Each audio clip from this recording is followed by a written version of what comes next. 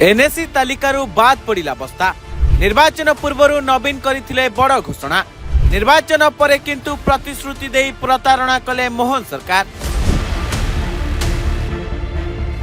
NAC दाबी नहीं बस्तारे जोर धरिला जन असंतोष। नेता और मंत्री पारिबा पणिया नहीं उठिला बड़ प्रश्न। तेजिला दलीय बयानबाजी सांगकु कादुओ फिंगा राजनीति। दाबी पूरण नहेले आंदोलनर चेतावनी देले बीजेडी और कांग्रेस।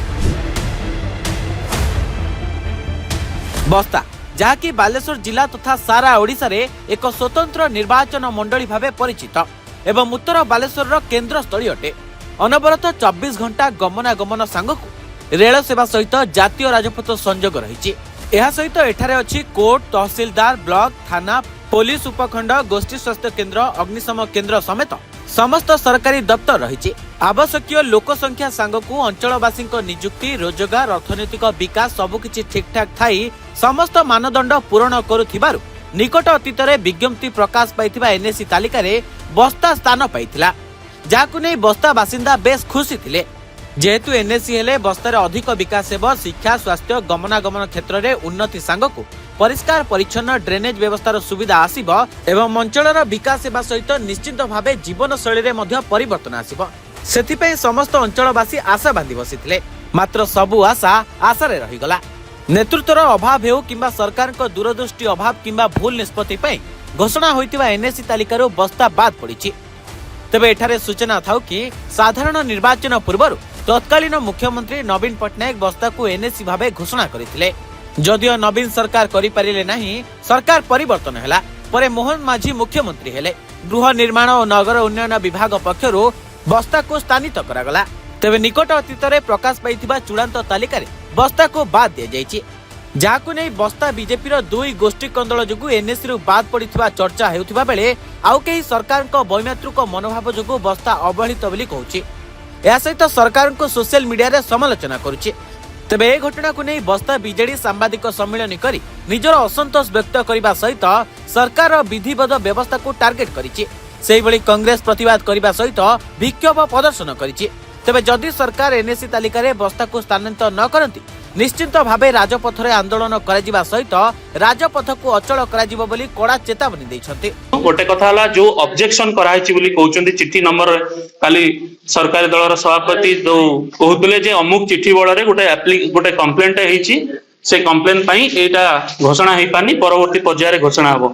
तो सरकार कोन तांकु जणे की करछन्ती कि केबे घोषणा करिवे केबे कोन करिवे काहे कि सरकार जनसाधारण को जणानांदी काहे कि दल भितर अटकी जाउछन्ती। प्रथम कथा। द्वितीय कथा हला जो लोकटी कंप्लेन करछि बा जो माने कंप्लेन करछन्ती हम मान को पाखरे खबर अछि सरकारी दलर लोक ए कंप्लेन करछन्ती। तो सेटा को सार्वजनीन करा जाऊ। सरकार को लोक माने ऑब्जेक्शन करछन्ती जे एनएसी गठन रे विलंब होला, बस्तार विकास रे को माने बाधा सृष्टि करछन ताकू भी लोक बस्ता लोक जानिवार आवश्यकता अछि।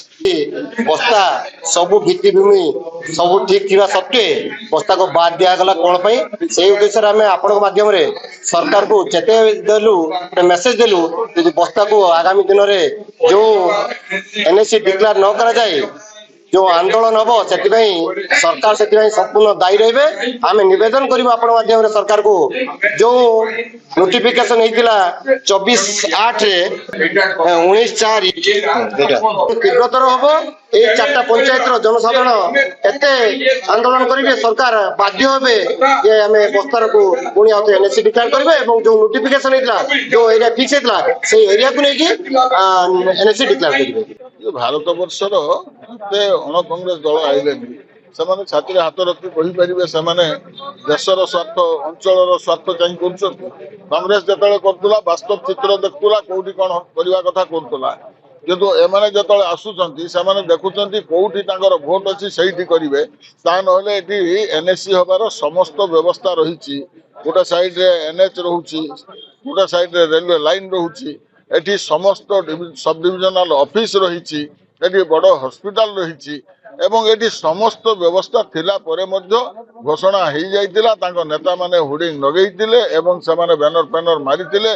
बहुत तांको मुख्यमंत्री प्रधानमंत्री पर्यंत संबर्धना दे देइतिले माने बहुत किछ करतिले किंतु काली सब बैनर होर्डिंग सब खुल नहीं जाइछन्ती। ताने मु सेहि पई कहे जे ये डबल इंजिन रो किछि थळकूळ लोक पाउ नाहंती ଯେ ଗାଡିଟା କୋଉ ଆଡକୁ ଯାଉଛି। बड़े दुख एवं लज्जाकर कथा जे बस्ता को ये अणदेखा कौन पाई एठी तुम्हें करि पारुछ नगर उन्नति करूछ तुम्हें होची दीटा तुम निर्वाचन मंडल करनौछ जेठी होची किछि व्यवस्था नाही किंतु एठी नाही तेणु बालियापाल माटीर जे आह्वान दउछु ए बस्ता माटीर जे आह्वान दउछु जे आमे सर्वसाधारण दल मत निर्विशेष रे चलतु आम नेशनल हाईवे को बंद करवा 28 और 31 तारीख अपेक्षा करूँ शुणा मिलूँ कौन 28-31 पुणी कौन चेंज हो पारे आम आशा भी करूँ। प्रतिवाद सभा होची निर्वाचन रो अव्यवहित पूर्वरु बस्ता को एनओसी घोषणा कराइथिला आपण माने समझ जानिछन्ती। हमर एटी प्रश्न होची जे जदि मयूरभंज रे 5टा जगह एनएसी होबा पई योग्य विवेचित हला जदि रासुमिंदपुर ब्लॉक चित्रोड़ा ब्लॉक लागी की रही सेठी 2टा जगह एनएसी घोषणा करिया पई योग्य विवेचित हला बस्ता को को दृष्टि रु एनएसी रु बाद देले स्पष्टीकरण दबा दरकार नगर उन्नयन मंत्री ना निज जगह बोली सब एनएसी करदे तो पूरा मयूरभंज को एनएसी करदे पूरा मयूरभंज सब जगह को एनएसी कर दी थांते। बस्ता एभली एक जगह जदि आमे कोस्टल लाइन रे देखिबा बस्ता एभली एक जगह जोठी उन्नति होबा पई अंचलर उन्नति होबा पई जहा पैरामीटर दरकार सब पैरामीटर क्वालिफाई करे तारे स्टेशन भी अछि रेलवे ट्रैक भी जाउची एवं नेशनल हाईवे 60 भी जाइछि बस्ता भितर पूरा बस्ता भितर। तेबे एने गृह निर्माण और नगर उन्नयन विभाग मंत्री कृष्णचंद्र महापात्र खूब शीघ्र द्वितीय पर्यायर बस्ता को एनएसी तालिका रे स्थानित कराजिबो बोली प्रतिश्रुति दैछन्ति। तेबे ताहा केबे कार्य करूची ना पुणी प्रतिश्रुति प्रतारणा साजुची ताहा देखिबाको अपेक्षा। बस्तारू Ajit Sahu report reporters today.